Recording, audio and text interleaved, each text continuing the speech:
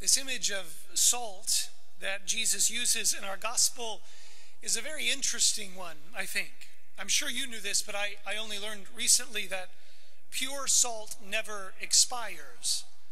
If its integrity is preserved and if it's stored properly, it will always be good, ready to do its job, the job that it's meant to do. But even though it never expires, it can go bad if it's kept around other things for so long that it starts to absorb the flavor of the things that are around it. So if you keep it stored in an open container next to a bunch of onions, it's going to take on that smell. Again, I think it's an interesting image that Jesus uses, an important one for us, because if we are to be salt for the earth, which means to be a person who preserves what is good and improves what is tasteless, then we have to preserve our own integrity. It's a call to hold on to who we are and not forget what we were made for, because sometimes I think we do forget, either because we get busy or weighed down with life, or because we lack the confidence to be ourselves. But we can also fall into the trap of letting the salt go bad by absorbing the flavor of the things around us. We can get swept up by pleasure or success or the language people use at work or the gossip around the coffee maker. Or if you're in school, we can take on the flavor of bullying or being disrespectful to our teachers. And it's not even because we're always doing it intentionally. Sometimes it just seeps into our minds and starts to come out of us. And pretty soon we have nothing to add, nothing to offer that improves the flavor of the lives of the people around us. We taste like everything else. And so it's important for us to ask the question, what are we adding to the world? Look, if we taste like everything else around us, then how are we going to be a presence in the community that calls people to something greater? If we just repeat the words that everybody else says and don't look at life in a new way, then what are we doing here? Why did Jesus give his life to save us? What's the point of us being set apart as Christians to be a presence in this world? Because what happens to us as Christians means something, and it's intended to be a gift for the world. But look, if we taste like everything else, if we look like everything else, if we talk like everything else, then we're not being the presence that the Lord is calling us to be.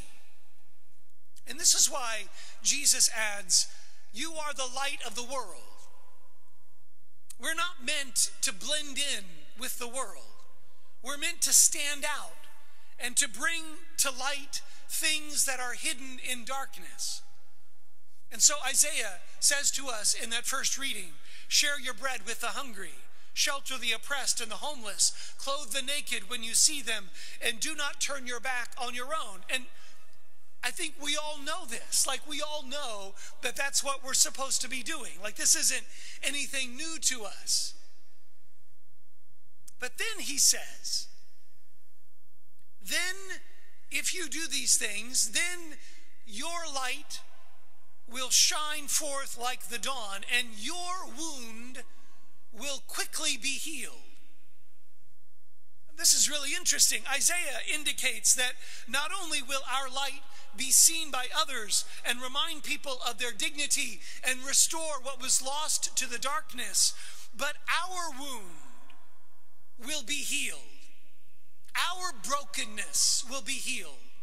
By caring for others, the sickness that is in us will be tended to and cared for and be restored. And I think we can see this in our own experience. If we work hand in hand with people whose skin color is different than ours, then we are healing the wound of racism. We're bringing something there that offers a salve that brings reconciliation. When we make ourselves vulnerable enough to care for the poor and to listen to their needs, There is a wound of judgment and condescension that can be healed in us. When we teach our children to pray with authenticity, then that wound of a broken relationship with God can be healed.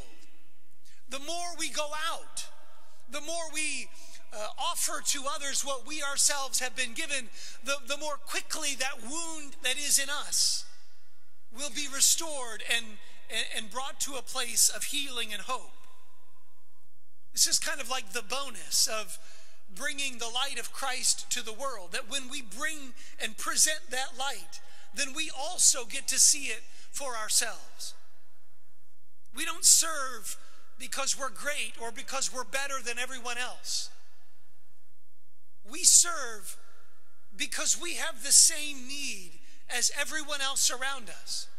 The same need for hope, the same need for intimacy, the same need to be known, the same need to be fed and to nourished by justice and righteousness.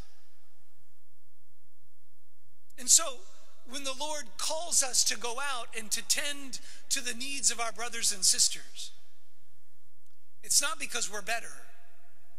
It's for our sake, so that we can see how the Lord is bringing healing to us. You know, I've had the chance to visit Haiti on a couple of occasions on mission trips, and it was always striking to me how much, when I left, I recognized how small my faith was. I remember distinctly a man, I had gone twice, and there was a year in between those visits. And when we saw him the first time, he was in his little hut with a thatch roof, and he was lying in his bed. He couldn't walk. And every day, people would come and would care for him. And when we prayed with him the first time, he just simply said, just give me faith.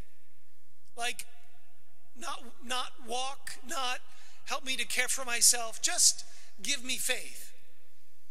And 2 years later, when we went back, he was in the same bed. He looked the same. The house was the same. The mud floor was the same. And his prayer was the same. Give me faith. That's all I want. Just give me faith. Friends, what we need more than anything in this world is the recognition that the Lord wants to show us something new. That God enters this world in order to open our eyes to the light of his presence. That he comes here in order to restore our dignity and our woundedness. And the only way for us to discover that in ourselves is by going out and being a presence to the people who are in need.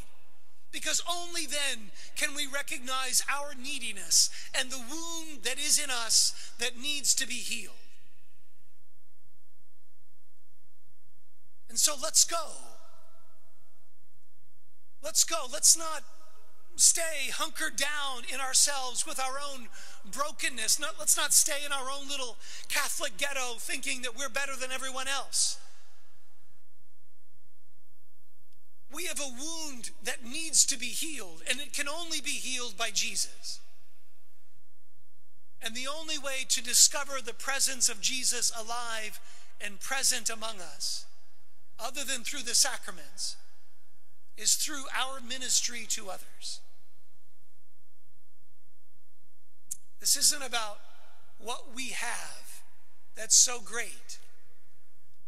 It's about recognizing what we have been given, the grace that the Lord has poured into our hearts that he wants us to share with others.